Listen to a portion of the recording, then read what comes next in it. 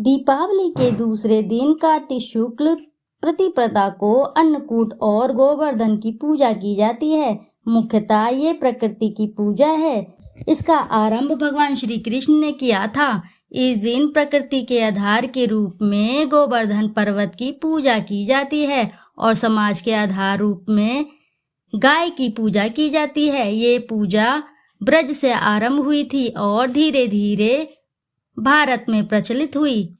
इसके पीछे की कथा आती है कि इंद्रदेव की पूजा ना करके भगवान श्री कृष्ण ने गोवर्धन पर्वत की पूजा करवाई और जब ब्रज जलमग्न हो गया तो भगवान श्री कृष्ण ने गोवर्धन पर्वत को उठा करके ब्रजवासियों की रक्षा की थी। इस बार अन्नकूट और गोवर्धन पूजा 2 नवंबर शनिवार की ही मनाई जाएगी।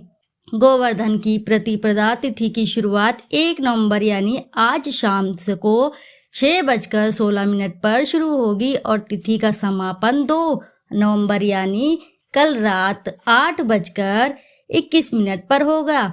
उदया तिथि के अनुसार इस बार गोवर्धन और अन्नकूट का त्योहार 2 नवंबर को ही मनाया जाएगा। इस दिन सबसे पहले शरीर पर तेल की मालिश करके स्नान करें।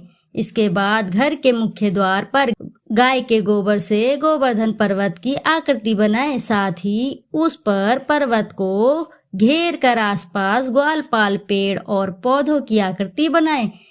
इसके बाद गोवर्धन के पर्वत के बीचों बीच भगवान श्री कृष्ण की मूर्ति या तस्वीर लगाएं। इसके बाद गोवर्धन पर्वत और भगवान श्री कृष्ण की पूजा करें।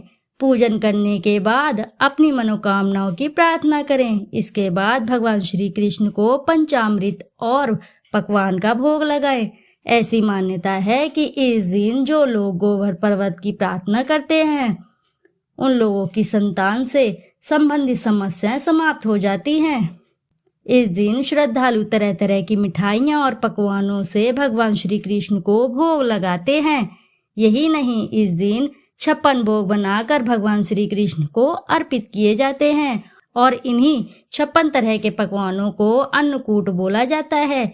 इस दिन मंदिरों में भी अन्नकूट का आयोजन किया जाता है। गोवर्धन पूजा करने के पीछे धार्मिक मान्यता है कि भगवान श्री कृष्ण इंद्र का अभिमान चूर करना चाहते थे।